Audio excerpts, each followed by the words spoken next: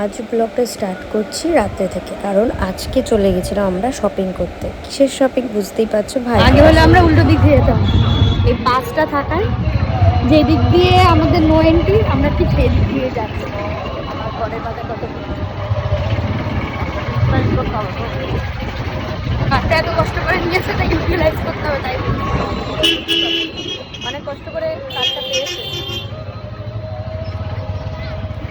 Shopping করার আগে আমাদের একটু এনার্জি দরকার, তার জন্য আমরা দাঁড়িয়ে গেছিলাম চাপাডালিতে চা খাওয়ার জন্য। মাঝে মাঝে গিনিধাবাদে চা খেতে না গেলে আমরা এখান থেকে চাটা খাই। আর ও ঠিক এরকমভাবে ডেঞ্জার জোন পেরিয়ে আমার জন্য চাটা নিয়ে আসে।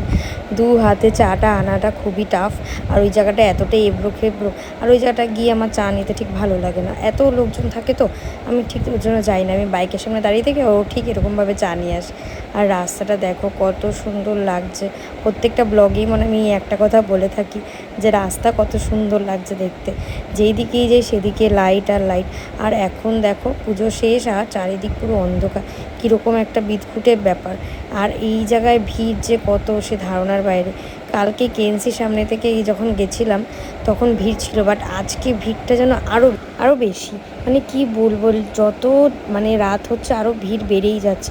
স্বাভাবিক, কালকে যেহেতু ভাইফোঁটার জন্য সবাই বেশিরভাগ আজকেই চলে এসছে ঠাকুর দেখতে, প্লাস কালকেও ভিড় হবে।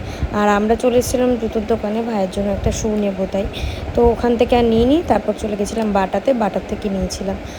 আর এইখানে আমরা চলে এসেছিলাম স্টার মলে, কারণ মেঘার জন্য আর বোনের জন্য কিছু নেওয়ার ছিল। বাট আনফর্চুনেটলি ওই ভিডিও ক্লিপসগুলো নিতে ভুলেই গেছিলাম। বাট ওদের কি গিফট দিয়েছি সেগুলো তোমাদের সাথে পরে ভিডিওতে শেয়ার করে দেবো। তো আমি এখানে তাও বলে দিচ্ছি মুখে, ওর জন্য একটা সোয়েট শার্ট নিয়েছিলাম, মানে সোয়েটারই বলতে পারো, সোয়েট শার্ট না, মেঘার জন্য তাই নিয়েছিলাম। আর এদিকে বাড়ি এসে দেখো দুজনে ক্লান্ত হয়ে ঘুমোচ্ছে। মাংসকে নিয়ে যাইনি, বাড়িতেই রেখে গেছিলাম স্বপ্নাদির কাছে। বাট ও তাও বাড়ি এসে বাবার কোলে ঘুমিয়ে পড়েছে, আর বাবানও দেখি ঘুমোচ্ছে। দুজনে মিলে নাক ডাকিয়ে ঘুমোচ্ছে, আর আমি এখানে বসে রয়েছি। আর আমি তো বললাম আমার যে কী ঠান্ডা লেগেছে সে ধারণার বাইরে। আর ওদিকে মামুনি আর বোনও গেছিলো একটু শপিং করতে। ওরা আসার পর আমরা প্ল্যান করলাম যে আমরা তিনজন মিলে এবার ঠাকুর দেখতে যাই, মানে আমি, বোন আর হচ্ছে বাবান। মানে গিয়ে না ঠিক বিয়ের আগের কথা মনে পড়ে যাচ্ছিলো। তিনজনে একসাথে খুব একটা বেরোনো হয় না, আর ও এসে থাকেও না, আর বেরোনোও খুব একটা হয় না। বাট ও আসাতে আমরা তিনজনে মিলে প্ল্যান করলাম যে চলো তিনজন মিলে আর বাড়ি বসে কী করবো, ঠাকুর দেখে আসি। আর কয়েকটা ঠাকুর বাকিও ছিল, রেজিমেন্ট, তারপর হচ্ছে পায়োনিয়ার মেলাতেও যায়নি। আর বোন যেহেতু পায়োনিয়ার মেলাটা খুব ভালোবাসে, তো আমরা জন্য তিনজনে মিলে পায়োনিয়ার মেলাতে যাব বলি আরও বেশি একটা বেরোনো হয়েছে আর কি।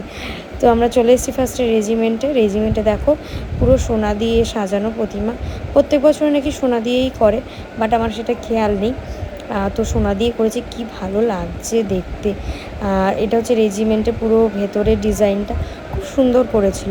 তারপর আমরা চলে গেছিলাম পায়োনিয়ারে, বাট পায়োনিয়ারে যাওয়ার আগে একটা প্যান্ডেল ছিল, ওটাতে আর যাইনি, কারণ রেজিমেন্টে যেখানে আমরা বাইক রেখেছি তার থেকে ডবল আমরা হেঁটেছি।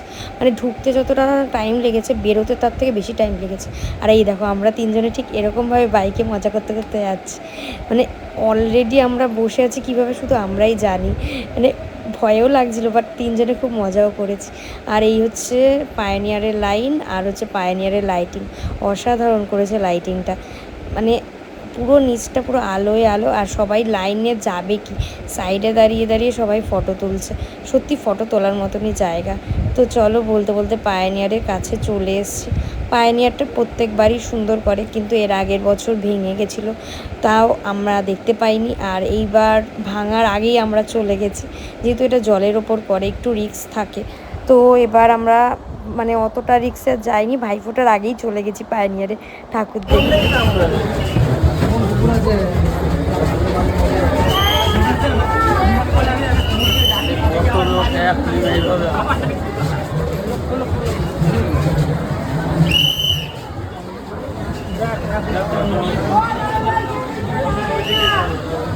ঠাকুর দেখা কমপ্লিট করে সোজা চলে গেছি আমরা মেলাতে গিয়ে কোনটা কিনবো কোনটা খাবো সেই শুধু আমরা ঘুরে বেড়াচ্ছি।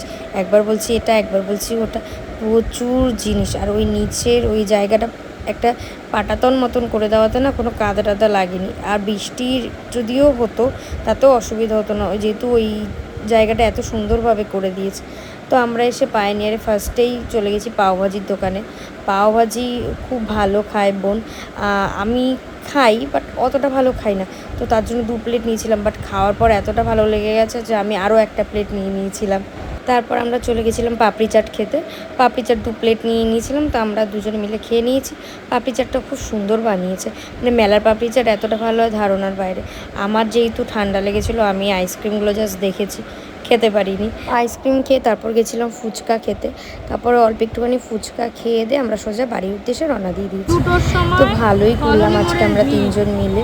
বেশি রাত করিনি, যেহেতু জানো গোল্ডিকে রেখেই এসেছি, আবার রাতেই ওকে খাওয়ানোর আছে। তাও রাত করিনি, বলতে বলতে 11:30টার বেশি বাজে। আর ভিড়টা দেখো জাস্ট, তখন আরও বেশি ভিড় হয়ে গেছে। কে বলবে তো রাত্রি চলো, 2টো ব্লগটা বাজে। কেমন লাগলো অবশ্যই জানিও। আর কালকে আছে ভাইফোঁটার ব্লগ। দেখা হচ্ছে নেক্সট একটা ভিডিওতে। আজকের জন্য টাটা।